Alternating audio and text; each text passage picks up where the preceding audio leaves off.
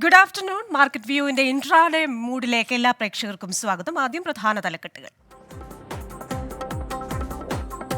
തുടർച്ചയായ 2 ദിവസത്തെ നഷ്ടത്തിന് ശേഷം ഓഹരി വിപണികളിൽ ഉണർവ്. ഉച്ചവ്യാപാരത്തിലും തിളങ്ങി സെൻസെക്സും നിഫ്റ്റിയും. മികച്ച നേട്ടമുണ്ടാക്കി ലാർജ് ക്യാപ് ഓഹരികൾ. BSE mid cap, BSE small cap ഓഹരികളും നേട്ടത്തിൽ. ഒക്ടോബർ പാദഫലങ്ങൾ ഉറ്റുനോക്കി നിക്ഷേപകർ. രാജ്യത്തെ വായ്പാ കുടിശ്ശികയുടെ കണക്കുകൾ പുറത്തുവിട്ട് റിസർവ് ബാങ്ക്. 92% കുടിശ്ശികയും ഭവന, വ്യക്തിഗത, വാഹന, ക്രെഡിറ്റ് കാർഡ് വായ്പകളെന്ന RBI ഡേറ്റ. ഈടില്ലാത്ത വായ്പകളിൽ വൻ വളർച്ച. വ്യക്തിഗത വായ്പകളിൽ 22% വർധന. ക്രെഡിറ്റ് കാർഡ് ചെലവ് 28% കൂടിയെന്നും RBI റിപ്പോർട്ട്. ഈടില്ലാത്ത വായ്പകളെക്കുറിച്ച് ആശങ്കയില്ലെന്ന് SBI ചെയർമാൻ ദിനേശ് ഖാര. സുരക്ഷിതമല്ലാത്ത വായ്പകൾ 35 ലക്ഷം കോടിയിൽ നിന്ന് 2 ലക്ഷം കോടിയായി കുറഞ്ഞെന്ന് ഖാര. പരാമർശം ക്രെഡിറ്റ് കാർഡുകൾക്കും വ്യക്തിഗത വായ്പകൾക്കുമുള്ള മാനദണ്ഡങ്ങൾ റിസർവ് ബാങ്ക് കർശനമാക്കിയതിനു പിന്നാലെ. ഡിജിറ്റൽ കറൻസി ഇടപാടുകൾ പ്രോത്സാഹിപ്പിക്കാൻ നടപടിയുമായി യൂണിയൻ ബാങ്ക് ഓഫ് ഇന്ത്യ. ജീവനക്കാരുടെ ആനുകൂല്യങ്ങൾ സെൻട്രൽ ബാങ്ക് ഡിജിറ്റൽ കറൻസി വാലറ്റിലേക്ക് മാറ്റാൻ നടപടി. ഡിജിറ്റൽ റുപ്പി ആപ്പിൽ 100% രജിസ്ട്രേഷൻ ഉറപ്പാക്കാൻ ബാങ്കുകൾക്ക് നിർദ്ദേശം. വിമാനയാത്രക്കാർക്ക് ആശ്വാസം. ടിക്കറ്റിലെ ഇന്ധന ചാർജ് ഒഴിവാക്കി ഇൻഡിഗോ. വിമാന ഇന്ധന വില വർധനയെ തുടർന്ന് ടിക്കറ്റ് ചാർജിൽ ലെവി ഏർപ്പെടുത്തിയത് പോയ വർഷം ഒക്ടോബറിൽ. ഹിൻഡൻബർഗ് റിപ്പോർട്ടിലെ അനുകൂല വിധിക്ക് പിന്നാലെ ആസ്തിയിൽ മുന്നേറി അദാനി കുടുംബം. കുടുംബ ആസ്തിയിൽ അംബാനി കുടുംബത്തെ പിന്തള്ളി. അദാനി കുടുംബത്തിന്റെ ആസ്തി 8.98 ലക്ഷം കോടിയിൽ നിന്ന് 9.38 ലക്ഷം കോടിയായി ഉയർന്നു. അംബാനി കുടുംബത്തിന്റെ ആസ്തി ഇന്നലെ 9.38 ലക്ഷം കോടിയിൽ നിന്ന് 9.28 ലക്ഷം കോടിയായി കുറഞ്ഞു. വ്യക്തിഗത ആസ്തിയിൽ ബ്ലൂംബർഗ് റിയൽ ടൈം കോടീശ്വര പട്ടികയിൽ 1ാം സ്ഥാനം തുടർന്ന് മുകേഷ് അംബാനി. എന്തായാലും വിപണികൾ തിരിച്ചു കയറുകയാണ്. റിയാലിറ്റി ഓഹരികൾ വൻ കുതിപ്പിലാണ്. JP മോർഗൻ ഇന്ത്യൻ IT കമ്പനികളുടെ റേറ്റിംഗ് ഉയർത്തിയത് തുടക്കത്തിൽ നേട്ടമായി. അതിനുശേഷം IT ഓഹരികൾ ഒന്ന് ഇടിഞ്ഞിട്ടുണ്ട്. ടാറ്റ മോട്ടോഴ്സിന് JLRൽ നിന്ന് വരുമാനം കൂടുമെന്ന് മോർഗൻ സ്റ്റാൻലി റിപ്പോർട്ട് വന്നിരുന്നു. അതേ തുടർന്ന് അതിൻ്റെ ഒരു ആനുകൂല്യം ടാറ്റ മോട്ടോഴ്സിനുണ്ടായി. പിന്നീട് ക്രൂഡ് വില കൂടിയിട്ടുണ്ട്. ബ്രെന്റ് ക്രൂഡിന്റെ വില $78 മുകളിലാണ് ബാരലിന് തുടരുന്നത്. നമുക്ക് എന്തായാലും മാർക്കറ്റിലെ ആ ഒരു തത്സമയ വിവരങ്ങളൊന്ന് നോക്കാം. ഇനി നമ്മൾ ദേശീയ ഓഹരി വിപണിയിലേക്ക് പോവുകയാണെങ്കിൽ ഈ വാരത്തിൽ ചൊവ്വയും ബുധനും നഷ്ടത്തിലായിരുന്നു ദേശീയ ഓഹരി വിപണിയും ബോംബെ സ്റ്റോക്ക് എക്സ്ചേഞ്ചും. ഇപ്പോൾ ഇത് പച്ച തിളങ്ങി നിൽക്കുകയാണ്. നിഫ്റ്റി ഇപ്പോൾ ട്രേഡ് ചെയ്യുന്നത് 144 പോയിന്റ് കൂടി 21,662 നിഫ്റ്റിയുടെ ഇന്നത്തെ ഒരു ഓപ്പണിംഗ് 21,605 അപ്പോൾ 21,500 എന്ന് പറയുന്ന മാനസികമായ നിക്ഷേപകർക്കൊക്കെ സന്തോഷം നൽകുന്ന ഒരു പോയിന്റ് ഉണ്ടല്ലോ, ആ പോയിന്റ് ഒക്കെ കടന്നിട്ടാണ് ഇപ്പോൾ ട്രേഡ് നടക്കുന്നത്.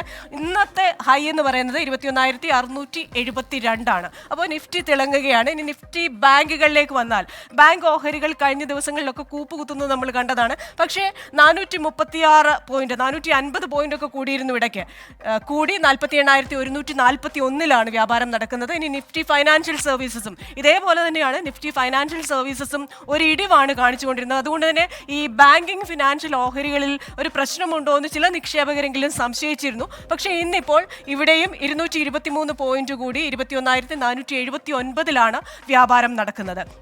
ഇനി ബോംബെ ഓഹരി സൂചികയിലേക്ക് വന്നു കഴിഞ്ഞാൽ ആ ഒരു മാജിക്കൽ പോയിന്റ് 72,000 എന്ന് പറയുന്ന മാജിക്കൽ പോയിന്റിൽ നിന്ന് കുറഞ്ഞെങ്കിലും 485 ഇടയ്ക്ക് 500 പോയിന്റ് ഒക്കെ കൂടിയിരുന്നു. 500 പോയിന്റ് ഒക്കെ കൂടി 71,841 ഇപ്പോൾ വ്യാപാരം നടക്കുന്നത്.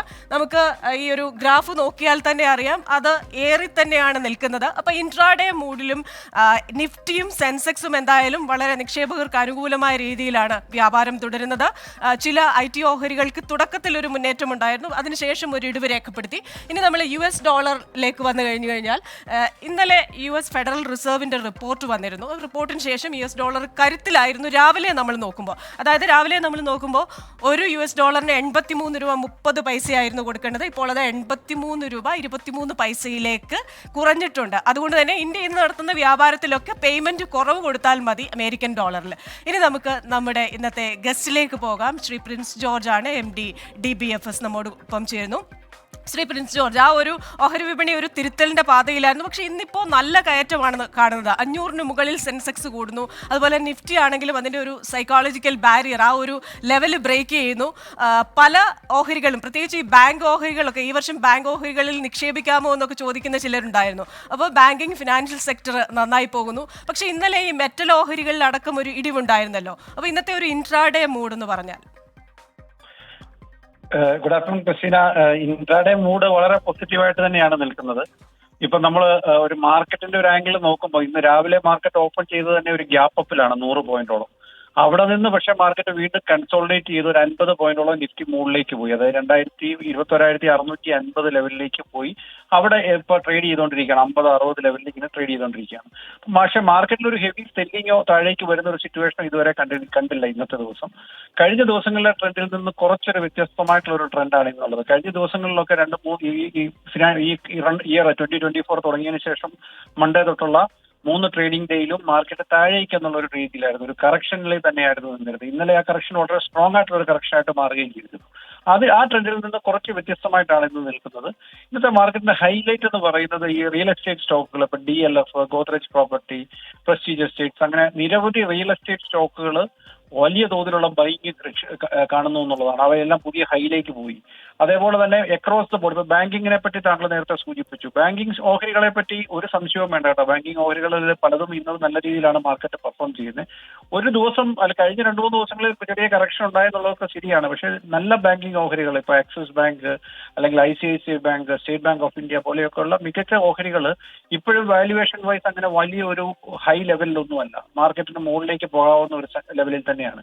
HDFC ബാങ്ക്, HDFC ആയിട്ടുള്ള മെർജർ വന്നതിന്റെ പശ്ചാത്തലത്തിൽ ഒരു കൺസോൾട്ടേഷൻ നടക്കുന്നുണ്ടെന്നുള്ളത് ഒഴിച്ചാൽ ബാക്കിയുള്ള ബാങ്കിങ് സെക്ടറിലുള്ള സ്റ്റോക്കുകളെല്ലാം തന്നെ വളരെ പോസിറ്റീവായിട്ടും വളരെ നല്ല ഗ്രോത്തും കാണിച്ചുകൊണ്ടിരിക്കുന്ന ഒരു സിറ്റുവേഷൻ ആണ്. അതുകൊണ്ട് അതിനെപ്പറ്റി ലോങ് ടൈം പ്രോസ്പെക്ട്സിനെ പറ്റി ഒന്നും യാതൊരു സംശയവും വേണ്ട. ബാങ്കിങ് ഇൻഡെക്സിനെ പറ്റി പ്രത്യേകിച്ചും ഇൻട്രസ്റ്റ് റേറ്റ് കുറഞ്ഞു വരുമ്പോൾ ബാങ്കുകൾക്ക് തീർച്ചയായിട്ടും ബെനിഫിറ്റ് ഉണ്ടാകും.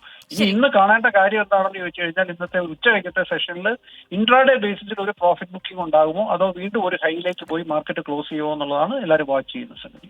ശരി, thank you very much Shri Prince George. എന്തായാലും ഓഹരി വിപണിയിൽ ഒരു IPO കാലം കൂടിയാണ് വരാൻ പോകുന്നത്. ഓയോ, ഓല, സ്വിഗ്ഗി ഒക്കെ ഓഹരി വിപണിയിലേക്ക് വരുന്നുണ്ട്. അതിലൊക്കെ നിക്ഷേപിക്കാൻ നമുക്കൊക്കെ സാധ്യതകളുണ്ട്.